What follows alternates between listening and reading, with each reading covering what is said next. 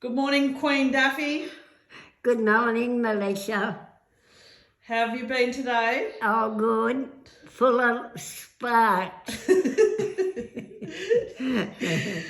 So today, I thought that we would talk about what happened to you 3 years ago when you were 90.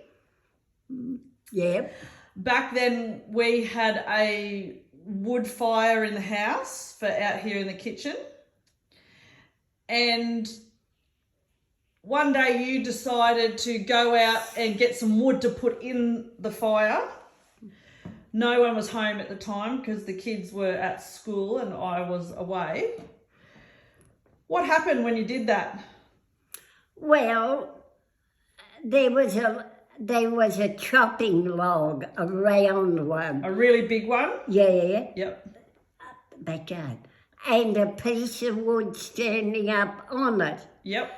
Somehow the wood fell down and it was going to hit the front of my leg. Yep. So I pushed back quick and fell over. And you were standing up at the time? Yeah, yes. And what happened then? Well, I knew I'd done something wrong and I had to crawl 20 metres, was it? Yep. About that. On my back with one leg pushing me along. So we'll just explain so that people can understand how tough you were.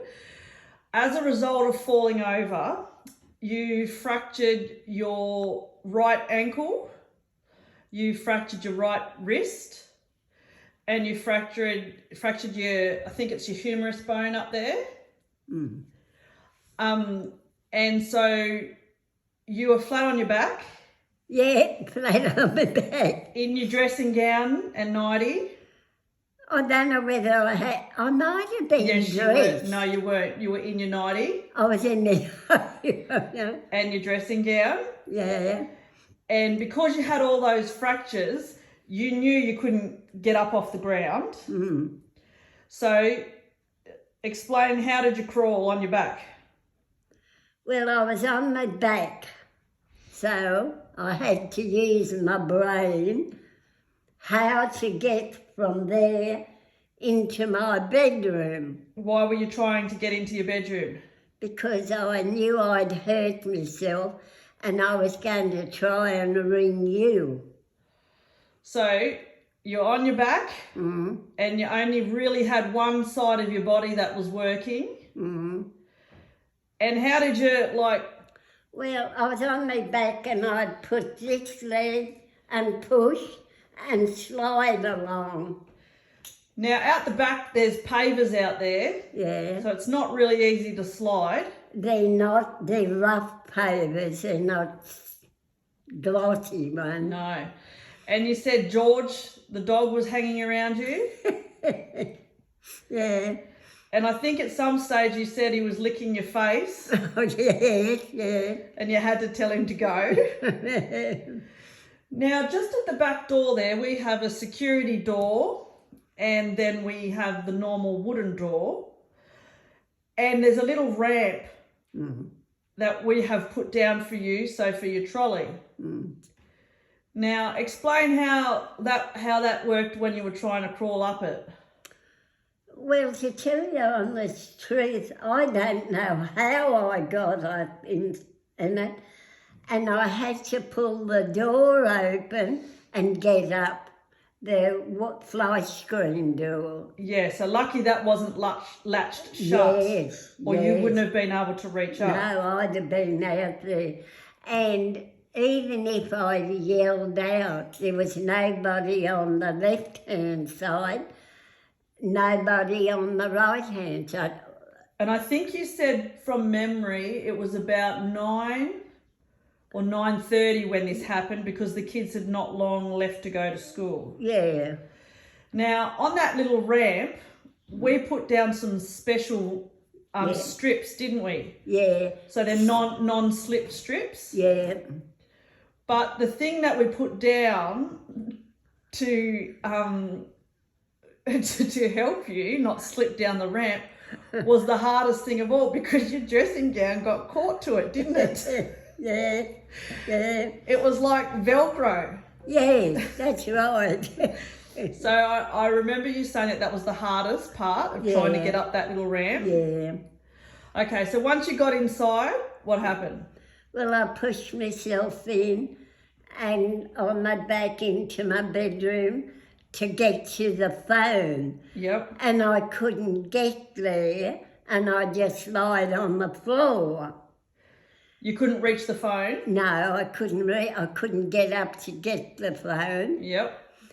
And then Melissa's ex-husband My ex-husband, yep. came in, luckily, and found me on the floor in the bedroom, and he thought I was dead. And he rang the ambulance, didn't he? Yes, because I was ringing you that morning and you weren't answering the phone, which was unusual. So I rang him and got him to come and check on you. And you said that when you were laying there, you looked up and you said, "I'm still alive." And then they called the ambulance. Yeah. And they took you to the hospital? Yes. And I can't remember the doctor's name, but I can remember his face.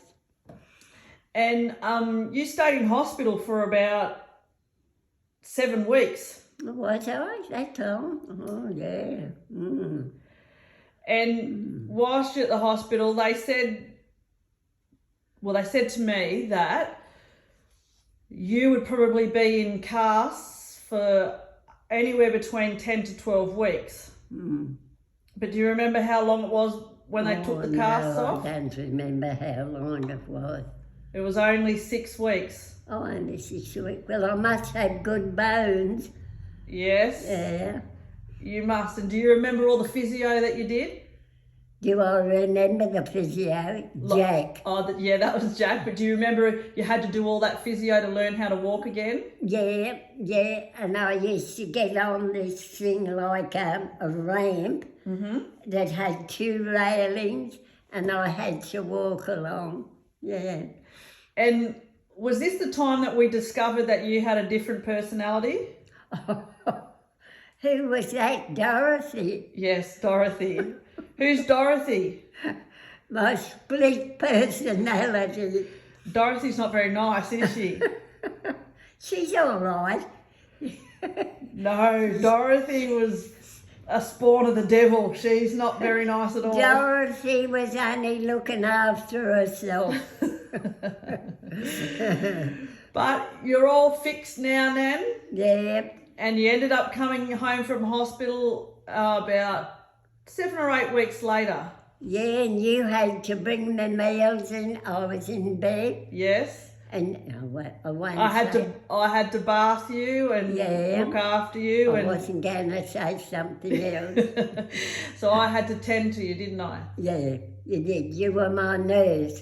And anyway, you're all good now? Yes, I'm perfect.